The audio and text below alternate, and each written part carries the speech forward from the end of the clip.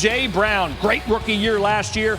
Banged up this year, hurt his knee. Back tonight, scores his first touchdown of the year. We mentioned the Bills on third down, 13 for 17. This is 3rd and 15. Andre Roberts, who bobbled that ball that led to the Butler interception, makes his only catch of the night. That's it.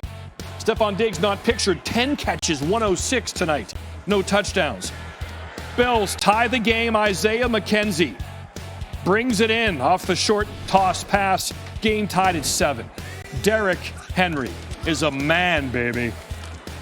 Busts his way in. 19 carries, just 57 yards, 3 yards a carry, but 2 touchdowns.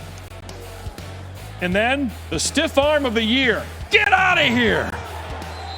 It's like a father-son game against Josh Norman. Here's how it sounded on Titans radio. Here comes Henry to the left with a stiff arm, throws a man down, and goes out of bounds at the 40. Josh Norman, get you some. Oh, my. Okay, Josh Norman. That's Thanksgiving dinner right there for you, early. Those fouls offset. Oh, my goodness. Pushes that right shoulder, sends him flying in the air. 2nd and 4, again. Here comes Henry. Got a hand to Allen.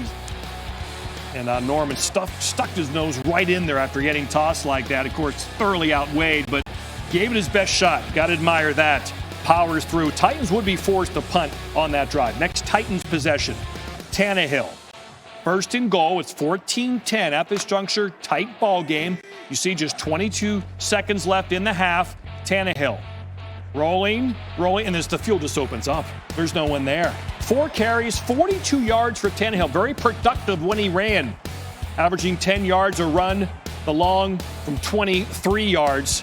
And he's all smiles. The Titans take a 21-10 lead. Tannehill outstanding tonight. Quarterback rating 129. QBR was 97. He was 21 of 28.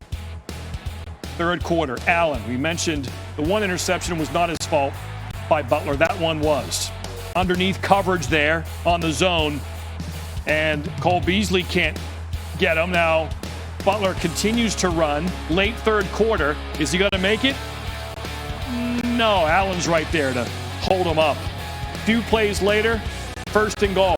Allen had 3 touchdown passes, no interceptions. Bills had 3 turnovers, Tennessee none.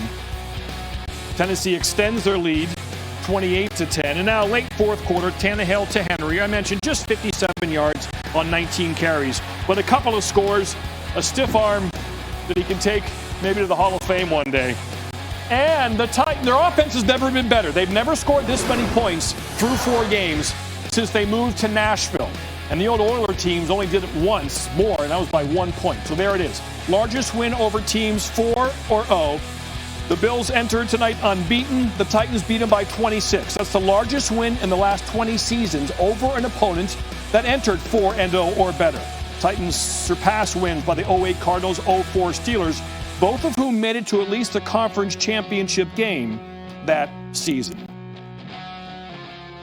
Diana Rossini joins us. And Diana, the big storyline coming in from Nashville, where you are, was how sharp the Titans could be by not playing football for 16 days, limited practices. You've been with them all week. You've been in touch with them during this time. What was their response? Yeah, guys, their concern was all about execution and if they would have any rust. I wish I could play for you some conversations I had with these guys this morning, guys on the coaching staff, and even those that you saw out on the field tonight. They will tell you in postgame that this was just another game. They knew they would win. But they were nervous headed into this because they hadn't been out on the field. They only practiced twice in 16 days. But when it came down to it, their focus, their energy, and their defense really being the nucleus of this win here, with Malcolm Butler getting 2 interceptions today, and one of those early in the game led to basically them just running over this Buffalo Bills team. 2 undefeated teams here. Now, Mike Vrabel all week long has been saying that this team deserves more credit, that being the Buffalo Bills, that they don't need to be overlooked. Not that they would, but take a listen to Vrabel's thoughts on how his team approached this game. Well, I mean, they're all about want and desire. I mean, we want to win every game, and we have to prepare in any manner that we have to get the team ready. A lot of credit, all the credit goes to the players for sticking together, to executing the plan, to going from Zoom meetings to driving in a building, to leaving the building and going back and forth. So all the credit goes to the players for sticking together and going out there and executing and playing in the manner in which they did. What this team, what this organization has been through over the past couple of weeks, to really fight through all of that, shake it all off, really limited practice, limited reps, and go out and put this kind of win together, I think makes a statement. And, I'm happy that we were able to do that today. We're not going to let this one loss define us. We understand, nothing. You can't win them all. So, but again, we got to be better, disciplined. Turnovers, decision making on my part, penalties, costly penalties, drops early on. We got to be better, and it starts with me. So, again, we'll learn from this one. We're not going to make it a bigger deal than what it needs to be. We got a short week ahead of us, and we got to learn from this one and kind of forget about it as quickly as we can. Yeah, guys, going back to Ryan Tannehill, he was asked about how he thought about the win, and he said, it's not that we wanted to prove anything, but it pissed us off a little bit that we were getting so much criticism, that the world thought that we were being callous when it came to taking care of COVID-19, and they were hoping to send a little message that this was not going to tear them apart. As for Derrick Henry's stiff arm, because let's just face it, guys, that was the highlight of the night. Derrick Henry said he's perhaps maybe working out a little too much, maybe too many bicep curls. And I know, Bucci, that's something you know a lot about. That was a now that's more chest and front delt, Diana, than curls. That's a push movement. Great job covering the story throughout, really. I know nothing about it. From start to finish, you've been great on the Titans beat. Thank you so much. Coming up later in this Sports Center, much more on this game. The Tuesday night special, Jeff Saturday joins the show to break it all down. What impressed him most about that Titans offense and their young wide receiver back? All right, Bucci, let's go to Game 2 of the NLCS. Braves taking on the Dodgers.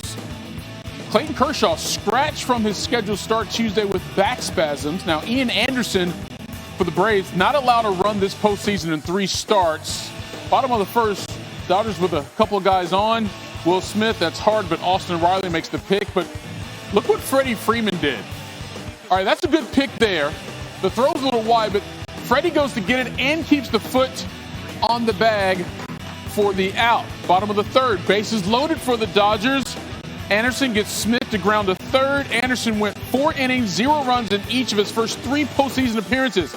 Only other pitcher to do that, Christy Mathewson back in 1905. It was a long time ago. 4th inning, Tony Gonsolin, who made his first career start in place of Kershaw, facing Freddie Freeman, who homered in Game 1 of this series. That looks like trouble.